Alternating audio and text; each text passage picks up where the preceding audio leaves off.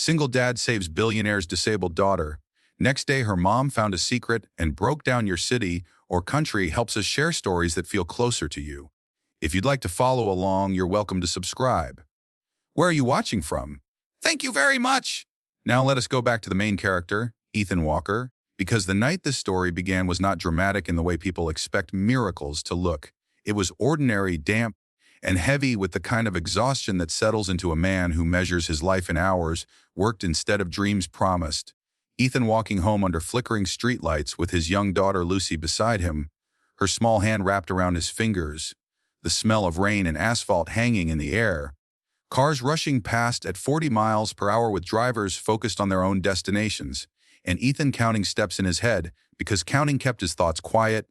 because quiet was how he survived. And just as they reached the corner where the sidewalk narrowed, a sound cut through the night that did not belong, metal scraping against concrete, fast and uncontrolled, followed by a child's sharp intake of breath, and Ethan looked up to see a wheelchair sliding downhill at the wrong angle, its momentum building, its path aimed straight toward the intersection where headlights were already approaching. And in that moment, there was no time for fear or calculation, only instinct. Ethan releasing Lucy's hand, pushing her behind him with one arm while his body moved forward on its own, shoes slipping on wet pavement as he reached the chair and threw his weight into it,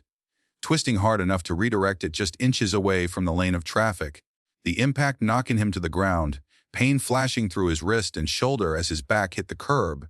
rain soaking through his jacket, and for a brief second everything went silent except for the child's breathing, fast but steady, alive, and then the noise returned all at once, voices shouting, someone yelling to call security, another voice accusing, someone grabbing Ethan's arm and pulling him away from the chair as if proximity itself were guilt, and Ethan stayed on his knees, ignoring the ache in his bones, eyes fixed on the girl in the wheelchair, Grace Hale, who stared back at him with wide, frightened eyes, and Ethan spoke softly, telling her she was safe, telling her to breathe, his voice low and even, the way you speak when you want a child to trust you without knowing why. And that was when black SUVs pulled up and security lights washed over the sidewalk, turning rain into glass, and a woman stepped forward with the kind of presence that made people straighten instinctively. Victoria Hale, billionaire executive mother, her focus sharp and immediate, taking in her daughter, the chair, the stranger kneeling on the ground. And before gratitude could form, suspicion arrived first,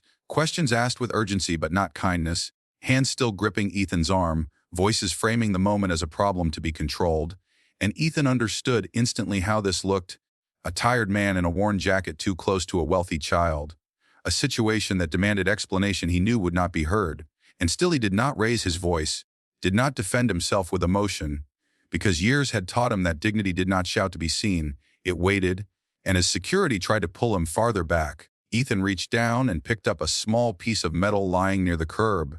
a bent safety pin that should have been locked into place,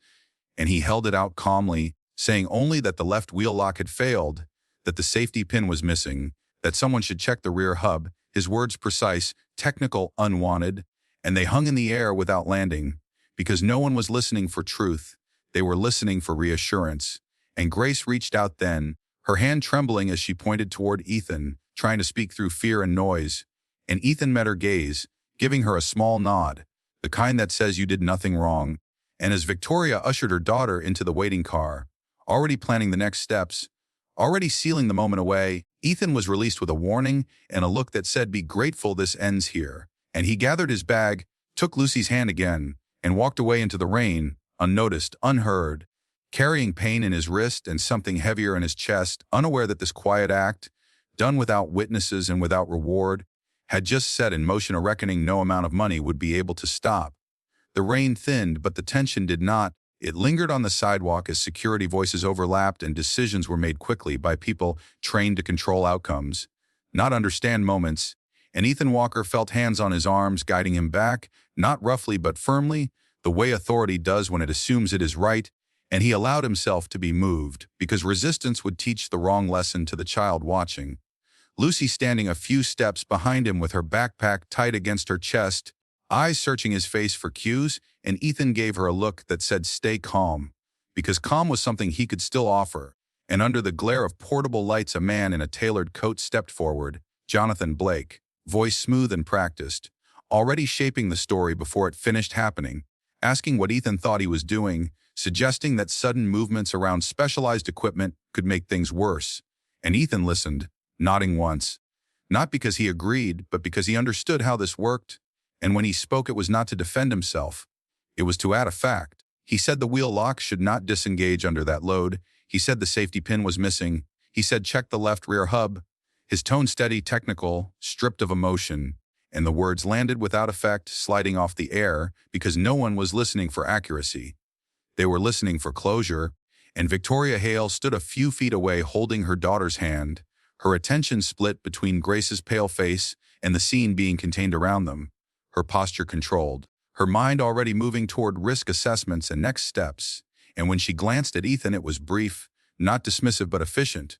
as if deciding where to place a variable. And Grace tried again to speak, her voice small, fingers pointing toward Ethan, and Lucy stepped closer instinctively, mirroring the gesture without realizing it, two children recognizing something true before the adults allowed it, and Ethan felt the moment slipping, the story sealing itself in the wrong shape, and he reached down, picked up the bent metal pin from the wet concrete, placed it carefully on the curb where light caught it, not thrusting it forward, not insisting, just making it visible. And he said quietly that it should have been locked, that it was designed to fail safe, that someone should ask why it did not,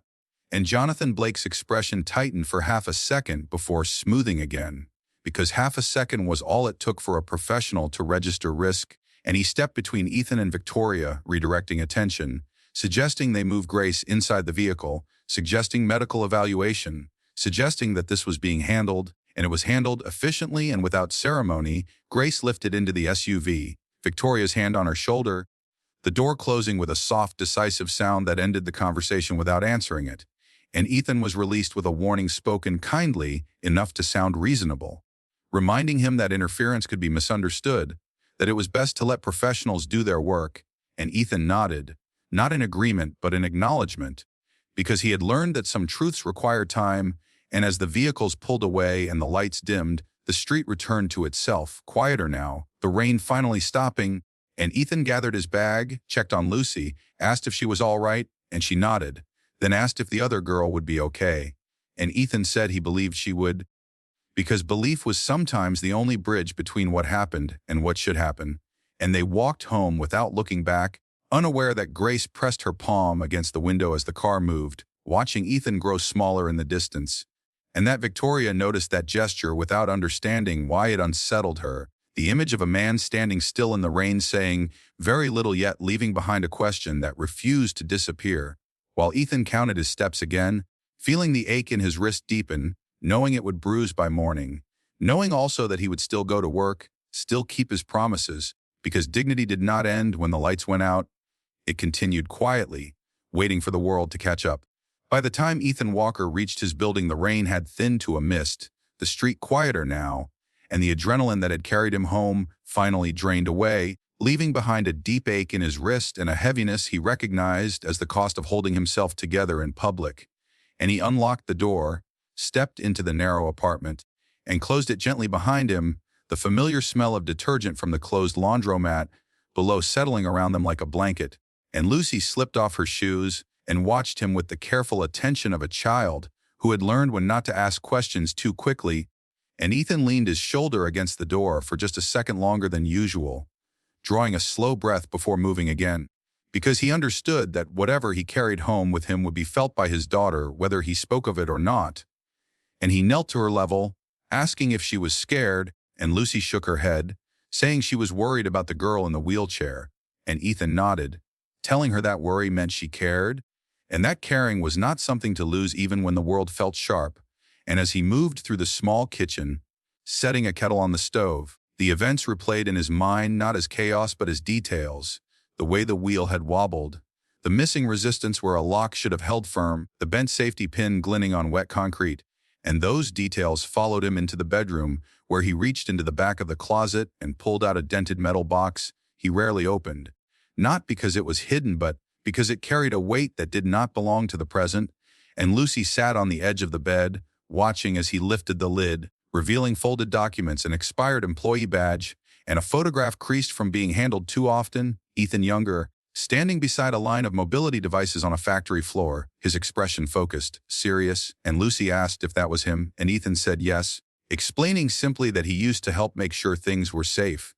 that sometimes he spoke up when something was not right, and that sometimes people did not like to hear it, and Lucy considered this quietly, then asked why he stopped, and Ethan answered that he did not stop caring, he just stopped being listened to, and the kettle whistled then, pulling them back into the present, and as they ate dinner at the small table, Ethan checked his phone, scrolling past notifications he did not need, until he reached his banking application, the balance modest and carefully planned, each dollar assigned its purpose, rent, utilities, groceries, the replacement hearing aid they had been saving for Lucy, and he paused on that line, thinking of Grace's face, the fear that comes when your body does not obey, and without ceremony he transferred the funds to a local hospital foundation he trusted, a donation marked anonymous, because anonymity kept the act clean, and Lucy noticed the movement, asking if everything was okay, and Ethan told her that sometimes helping someone else did not mean less for you, it meant something different would come later, and she accepted that answer the way children do when they are raised on consistency instead of promises, and later, after Lucy fell asleep with her homework still spread on the table, Ethan sat alone under the kitchen light, unwrapping his wrist to examine the swelling, rotating it slowly, testing the pain, then wrapping it again with practiced care, because tomorrow he would still work, still deliver, still show up. And as he placed the metal box back in the closet, he did not know that across the city, Victoria Hale was standing beside her daughter's bed, watching Grace sleep, replaying the image of a man in the rain who had not shouted, had not asked for recognition, had simply acted and then disappeared, and that image stayed with her longer than it should have, settling into the space between certainty and doubt, while Ethan turned off the light, unaware that his quiet choices had already begun to move through places he would never see, and that the silence he left behind was starting to ask questions no amount of authority could permanently ignore. Morning arrived with a clarity that felt almost intrusive, sunlight cutting through the tall windows of Victoria Hale's penthouse as the city below resumed its confident pace,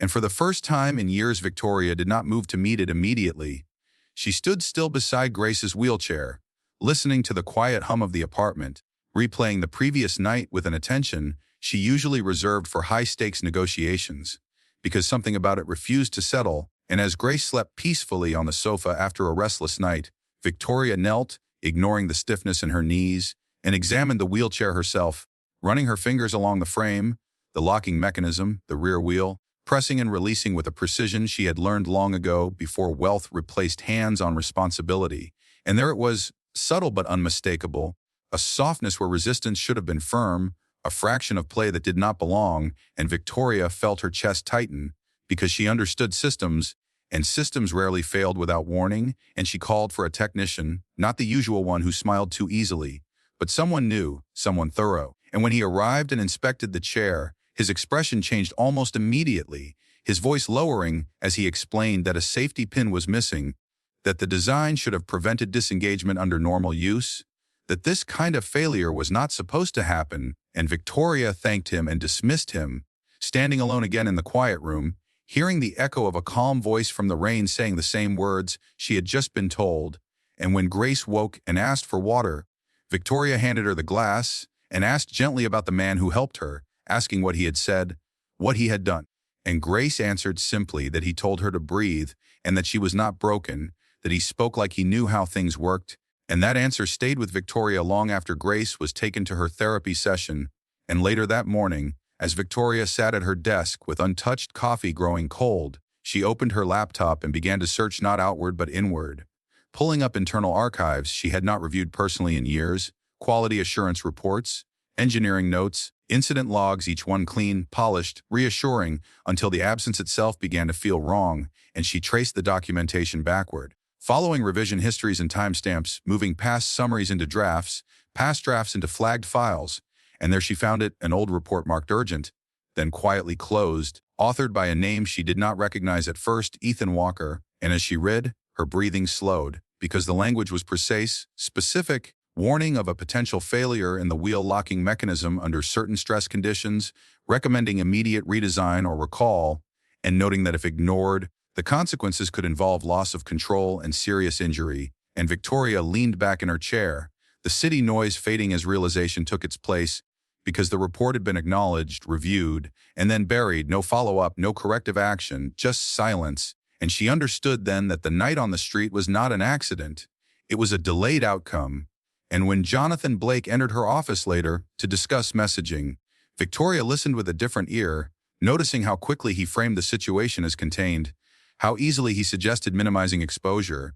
And when she asked about the report, his response was careful, too careful, and Victoria dismissed him without comment because she needed space to think. And as the day wore on, she returned home early, standing again beside Grace's wheelchair, placing her hand on the metal frame, feeling the weight of what could have happened, and she sat down, head bowed, not as an executive but as a mother, because the truth had finally taken shape, and it was not one she could delegate away. And somewhere across the city, Ethan Walker went about his day unaware that a question he had quietly placed on a curb was now sitting squarely in the center of a powerful woman's life, refusing to be ignored any longer. By the following afternoon, the situation had begun to shift in ways Ethan Walker could feel but not yet see, small disturbances moving through his routine like changes in air pressure before a storm, a delayed delivery notice from work, a neighbor mentioning a reporter asking questions, and a call from an unfamiliar number that went unanswered, because Ethan had learned that not every ring required response.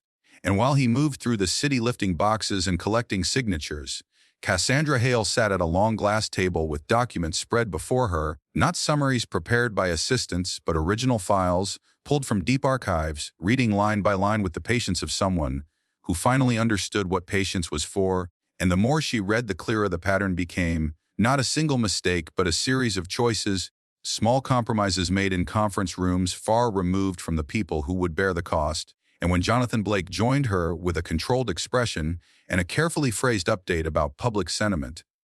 Cassandra listened without interruption, then asked him to explain why an urgent engineering report had been classified as resolved without corrective action, and Jonathan replied with practiced language about risk thresholds and acceptable margins. But Cassandra pressed further, asking who had decided that acceptable included children, and the room fell quiet because there are questions that expose the distance between policy and consequence.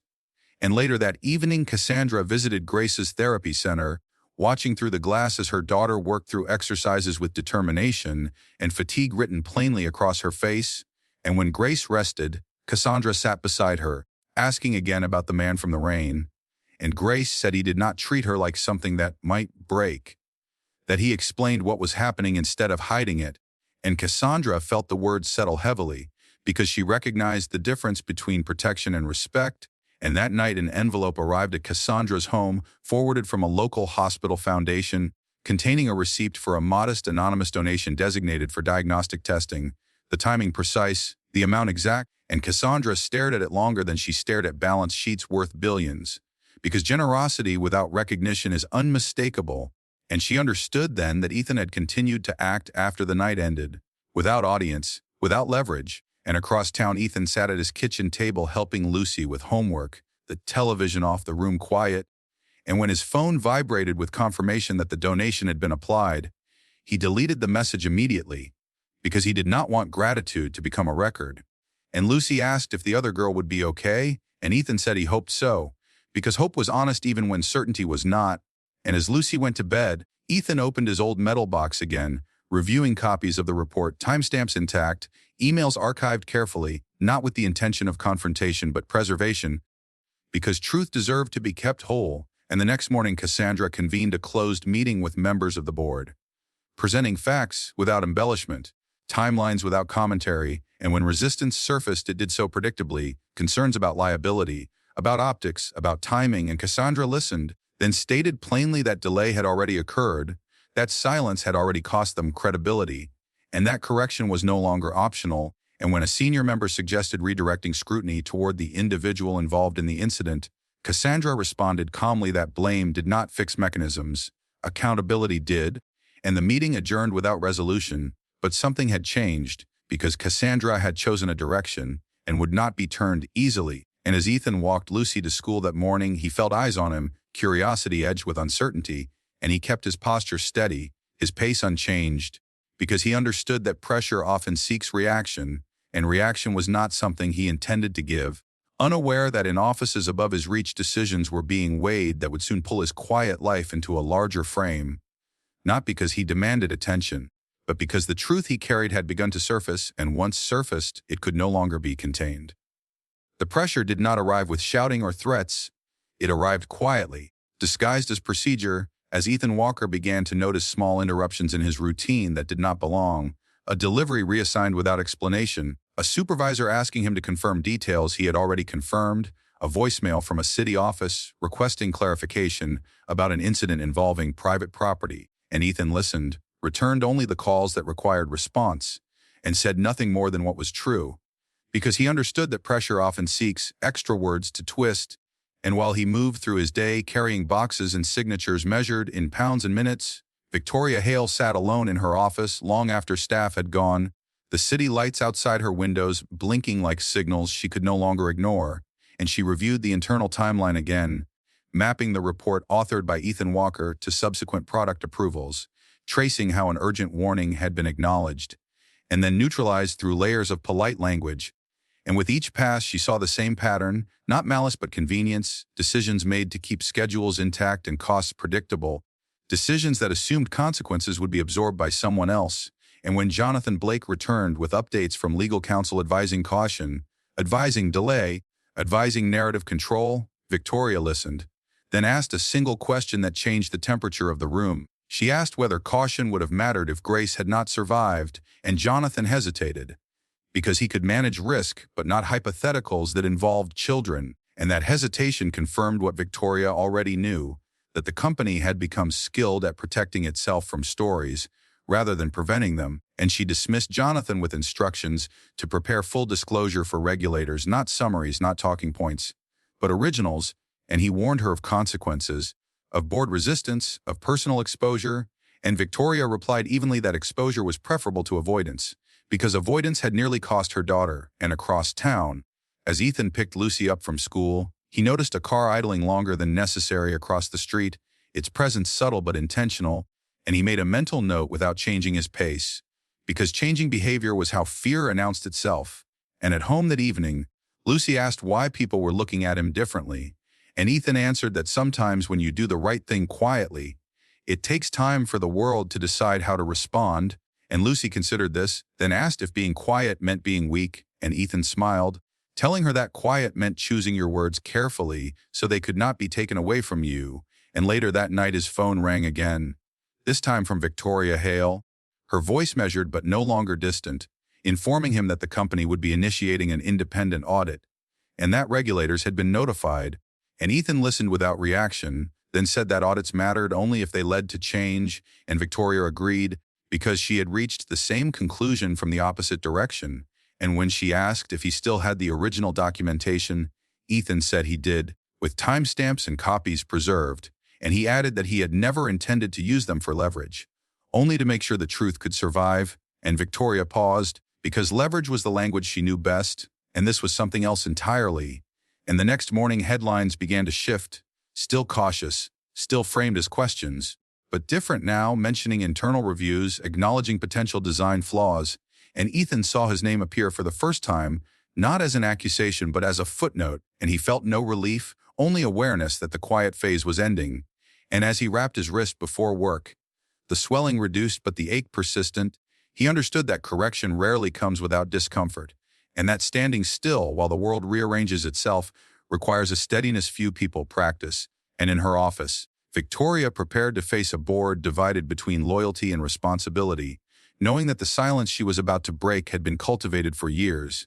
and that once broken, it would not be easily restored, while Ethan stepped back into the city, carrying the same resolve he always had, not because he expected recognition, but because dignity, once chosen, does not retreat when attention finally arrives. The meeting took place without cameras, without announcements, without the armor that usually surrounded people like Victoria Hale, her car pulling up to the curb outside Ethan Walker's building, just as dusk softened the edges of the city, and Ethan noticed it from his window before the knock came, noticing because he always noticed, because quiet lives are built on attention, and when he opened the door and saw her standing there alone, no assistance, no security visible, only a woman holding herself carefully, he understood that this was not an extension of procedure, it was a choice, and they stood for a moment in the narrow hallway where the smell of detergent and old paint lingered. The contrast between their worlds compressed into a few feet of space, and Victoria spoke first, saying his name slowly, not as an identifier but as acknowledgement, and Ethan nodded, stepping aside just enough to keep the conversation on the threshold, because power did not enter his home without invitation, and Victoria accepted that boundary immediately, something that surprised her as much as it did him, and she told him she wanted to speak without lawyers, without agendas, without words designed to protect positions, and Ethan listened. Arms relaxed at his sides, because listening had never cost him anything,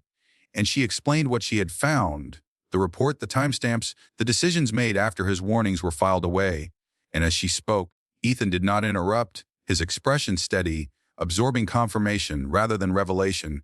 because he had lived with this knowledge long before she had discovered it, and when she finished, she asked him why he had never pushed harder, why he had walked away instead of forcing the issue, and Ethan answered calmly that pushing only works when the other side is willing to hear, and when they are not, all you do is lose yourself faster. And Victoria felt the weight of that answer settle uncomfortably, because she recognized it as something she had once believed before success taught her different lessons, and she asked him what he wanted now, expecting conditions, compensation, a role, something measurable, and Ethan surprised her by saying he wanted nothing for himself, that he only wanted the chairs fixed, the process corrected, and the truth left intact, so no other parent would stand where she had stood that night. And Victoria found herself nodding, not because it was reasonable, but because it was right. And just then Lucy appeared behind Ethan, her homework folder tucked under her arm, pausing when she saw the stranger, and Victoria lowered herself instinctively to meet the child at eye level, introducing herself simply, thanking Ethan in front of her daughter. And Lucy looked up at her father before responding, waiting for his cue, and he gave a small nod, and that small exchange revealed more about trust than any briefing ever had, and Victoria felt something shift, because she saw the difference between authority and respect playing out in real time, and as the conversation drew to a close, Victoria promised that the investigation would proceed publicly, that accountability would not be redirected downward, and that she would not allow silence to be used as insulation any longer, and Ethan accepted the promise without praise or skepticism, because promises mattered only when followed by action, and as Victoria returned to her car, she did not feel victory or relief, only responsibility, heavier than any she had carried before, and Ethan closed the door, resting his forehead against it for a brief moment, not from fear, but from the recognition that his quiet life was about to become louder whether he wanted it or not. And later that evening, as headlines continued to speculate and pressure mounted in places he would never see, Ethan sat with Lucy at the small kitchen table, helping her review spelling words, grounding himself in the ordinary, because the ordinary was what he was fighting for, and somewhere across the city, Victoria prepared to face a board divided between convenience and conscience, knowing that the man who had saved her daughter had also forced her to confront a truth she could no longer outrun, and that the quiet dignity she witnessed on a rain-soaked street had followed her home, refusing to be ignored. The shift came fast and without warning, the kind of shift that does not announce itself but rearranges the ground beneath everyone involved, and Ethan Walker felt it first through absence. The calls that stopped, the parked cars that no longer lingered,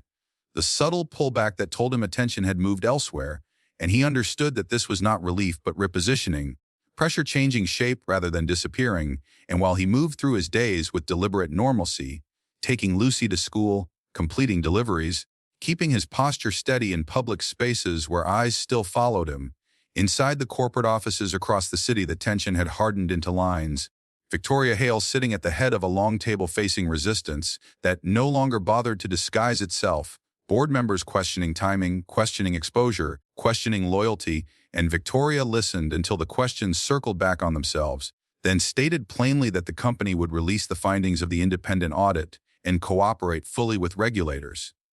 that the recall would proceed, and that accountability would not be redirected toward an individual who had raised concerns in good faith, and the room fell into a silence thick with calculation, because power rarely yields without testing limits, and Jonathan Blake broke it, warning of reputational damage, of investor reaction, of legal consequences, and Victoria replied evenly that reputational damage had already occurred the moment safety was deprioritized, that investor reaction could be managed, but conscience could not, and the vote that followed was divided, no longer unanimous, no longer comfortable. And though the outcome was not final, the fracture was visible, and that visibility mattered. And as news of internal conflict began to leak in controlled language to the press, Ethan saw his name surface again, this time alongside phrases like former engineer and early warning, and he felt the weight of narrative begin to tilt, not toward praise but toward recognition, and recognition brought its own discomfort. Neighbors who now smiled too brightly, co-workers who asked careful questions, and Ethan responded to all of it with the same restraint he had always practiced, because he knew that public sympathy was volatile and dignity required consistency. And one evening, as he reviewed the documents one last time, ensuring everything was preserved and clear, Lucy asked if people were finally listening, and Ethan paused before answering, telling her that listening was not the same as understanding, and that understanding took longer, and Lucy nodded, saying that sometimes people only understand after they are scared, and Ethan realized she was right, and across the city Grace Hale attended her first physical therapy session with upgraded equipment, her movements still limited but her expression focused, and Victoria watched from the doorway, her hands clasped tightly, because every step her daughter took now carried the weight of what almost happened. And later that night, as Victoria reviewed a draft of the public statement prepared by legal counsel, she crossed out entire sections, removing language that softened responsibility, replacing it with clear acknowledgement, because she had learned that clarity was not the enemy of survival, avoidance was, and as the statement went live the following morning, headlines shifted again, no longer asking what happened, but how it had been allowed to happen, and Ethan felt the change in the air as he stepped outside, the city louder now, conversations sharper, the quiet phase officially over, and he understood that the next stage would demand steadiness of a different kind, not the ability to endure silence, but the ability to remain grounded while truth moved through crowded rooms. And as he walked Lucy to school, her hand warm in his, he reminded himself that the goal had never been exposure, it had been correction, and correction, once begun, rarely stops at the point you expect, carrying with it the possibility of consequence, accountability, and for the first time since that night in the rain, something that felt like justice beginning to take shape. The room was not loud the way celebrations are loud. It was polished and controlled, filled with donors, executives, cameras positioned at respectful distances, and Ethan Walker stood near the back where he had been directed, not as a guest of honor, but as a formality included, because excluding him would have looked worse, and he accepted the place without complaint, because he had not come to be seen, he had come because he was asked, and across the room Victoria Hale stepped to the podium, her posture composed, her expression steadier than it had been weeks earlier, and as the lights dimmed slightly and the murmurs softened, she began to speak, not with rehearsed warmth but with deliberate clarity, explaining the recall, the audit, the findings, naming failures without softening them, acknowledging that warnings had been raised and ignored, and as she spoke the atmosphere shifted, the kind of shift you feel before you understand it. Because people recognized that this was not a performance, it was an admission, and then she did something no one expected. She asked Grace to join her, and the room stilled as Grace moved forward in her wheelchair, her hands resting calmly in her lap, her gaze searching until it found Ethan at the back of the room, and she lifted her hand and pointed, her voice steady when she spoke, saying that the man who saved her was there, that he told her she was not broken, and that he made her feel safe, and the silence that followed was complete, not awkward but heavy, because truth had arrived without invitation, and all eyes turned toward Ethan, who did not move, did not wave, did not step forward until Victoria left the podium and walked toward him herself, stopping a few feet away, and in front of everyone she lowered her head, not dramatically but fully, and she said thank you, not as a billionaire, not as a chief executive officer, but as a mother who understood how close she had come to losing something she could not replace.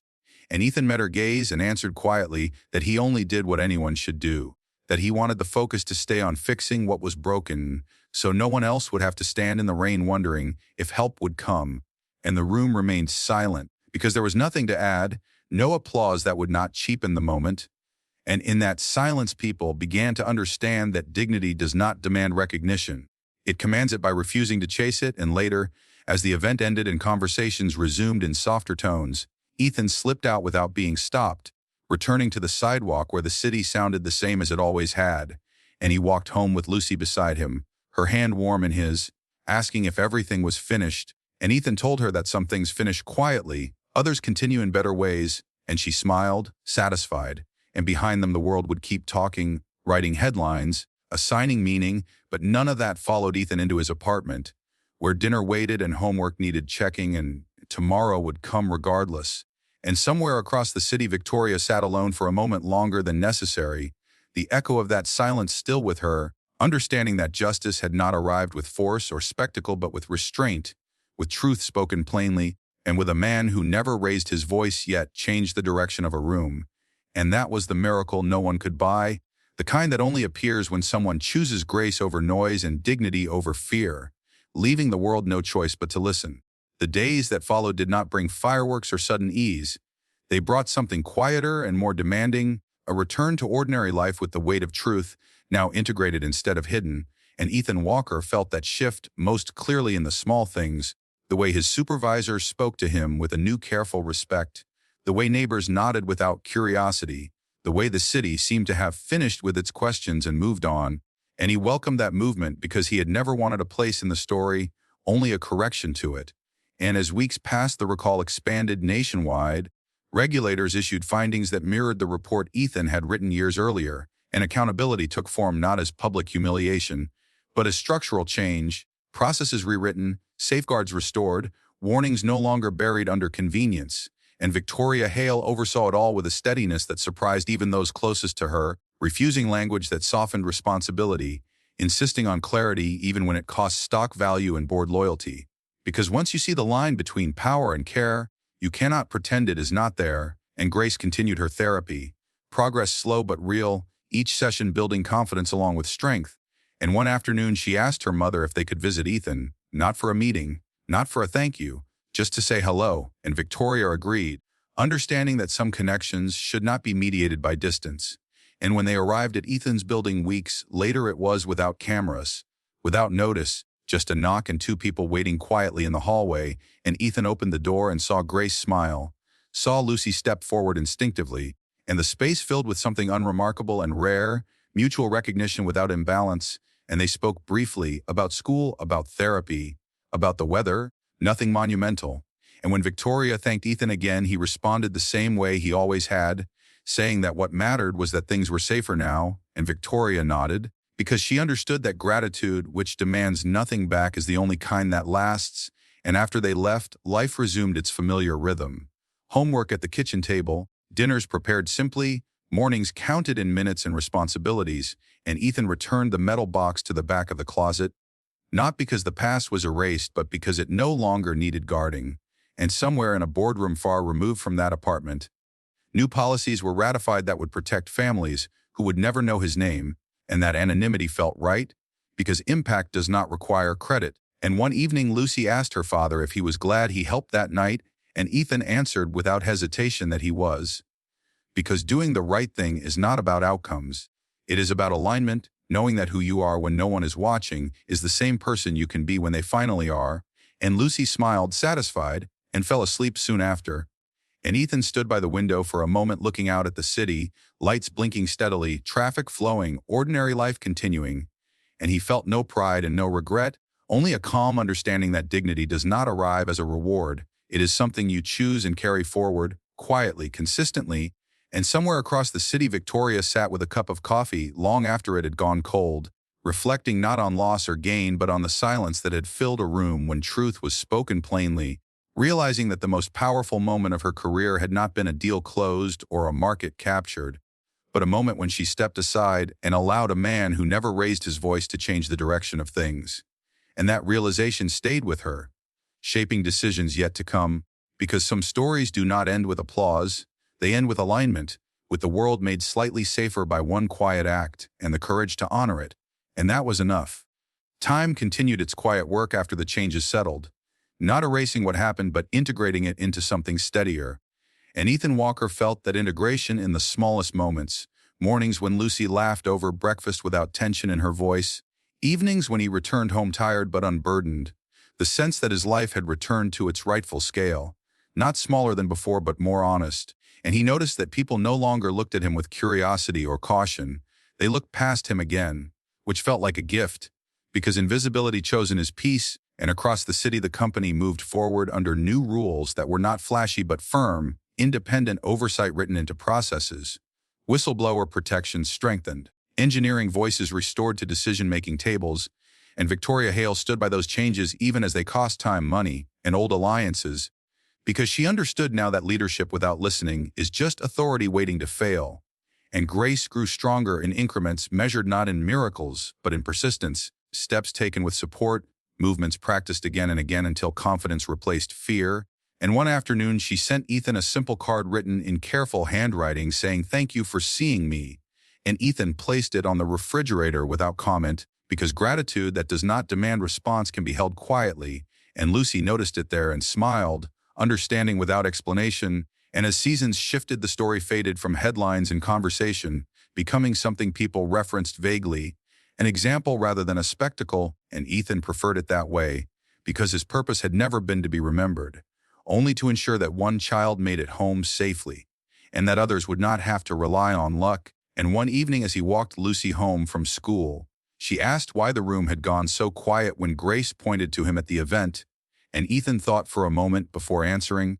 telling her that sometimes people become quiet when they realize they have been listening to the wrong things. And Lucy nodded, saying that quiet sounded like thinking, and Ethan laughed softly, because children often name truths adults complicate. And somewhere else in the city, Victoria sat in a meeting that ended early, decisions made efficiently, and she found herself reflecting not on profit margins or public perception, but on that same silence, recognizing it now as respect, the kind that cannot be demanded or manufactured, only earned by stepping aside when someone else deserves the floor. And she realized that the most important shift had not been in policy or process, but in perspective, understanding that power is strongest when it creates space for integrity to surface. And as night settled over the city, lights flickering on one by one, Ethan stood at his window for a moment longer than usual, looking out not with anticipation or regret but with calm, because his world was once again the right size, his daughter safe, his conscience aligned, and the knowledge that he had not raised his voice yet had been heard when it mattered most.